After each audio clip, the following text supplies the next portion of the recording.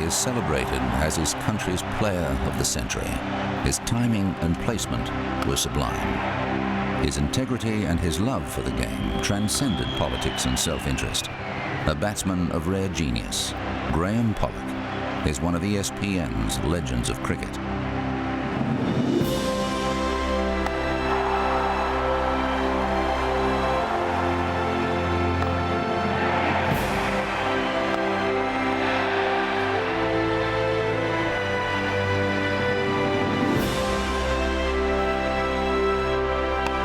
It was literally South African cricket's finest hour, Durban, 1970. In the hour after lunch on the first day of the second test, Graeme Pollock and Barry Richards added 103 runs. I remember vividly what happened the first session of that test match in Durban in 1970. Barry Richards scored 94. And the ground, it was Barry's home ground, so the ground was abuzz with the name Richards. A wicket fell in that last over. Graeme Pollock came in at number 4. And there was 3 or 4 balls to face in that over. He whacked a couple of 4s, and then at the end of the over he sort of stood and leant on his bat. It was one of those sessions that happen every now and then that Barry had played so well, and I think when the Aussies came out after lunch they weren't over positive as what was going to happen. And I remember, I think my first delivery from Alan Connolly was a half volley outside off stump, so I got it quickly with a 4, and that set it up. And I remember saying to Keith Stackpole, who was next to me in the slips, I said, "We've got a problem." And Stacky said, "What's the problem?" I said, "He's going to see how many runs Barry Richards gets, and then he's going to double it."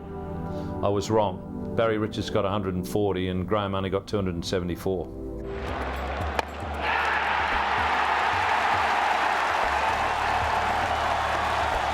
Pollock went on to make 274, at that time the highest test score by a South African. He was a master batsman at the height of his powers. Graeme Pollock will go down as one of the greatest left-hand batsmen that I've had the pleasure to watch.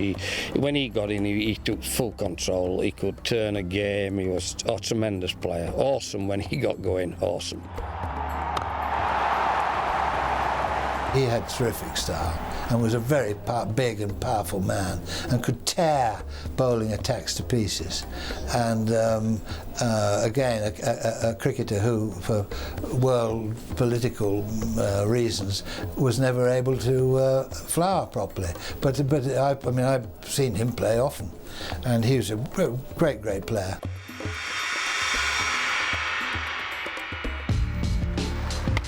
Pollock had a beautifully simple technique, and his judgment of length was instant and almost infallible. I just think that people get a bit over-technical, and I just basically, my basic was, as long as you balanced and your head is still and you watch the ball, that you've got a good chance. I think he's a bit like a Viv Richards type player. You know, he never, and Gary Sobers, they never relied on bat pad and things like that. Graeme just put his foot down the wicket and hit it. Graeme Pollock's probably the second best batsman that I ever saw. Very aggressive, very strong through the offside, magnificent timer of the ball.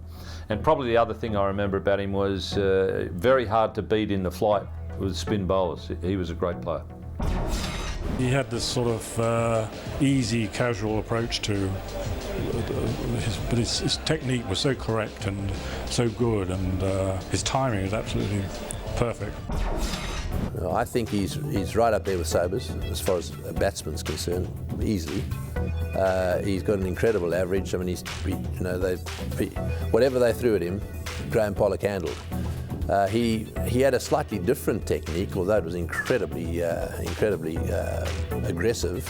You know, he spread his legs, he stood there, and he just seemed to be able to hit it in the middle of the bat. He had this very heavy bat he used as well. I mean, he was using a 3-pound bat when everyone else was using a 2.5-pound bat.